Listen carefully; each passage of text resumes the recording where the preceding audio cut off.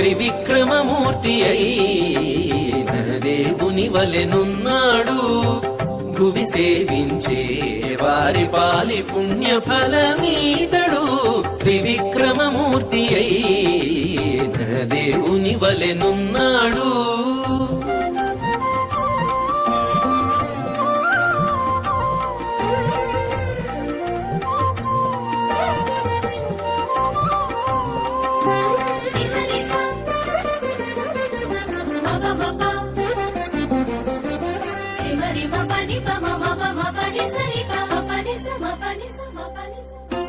అక్కజపు రోమములు అన్ని లోకములొరయ మొక్కుచూ శ్రీ వెంకటేశు మోహపు బంటై.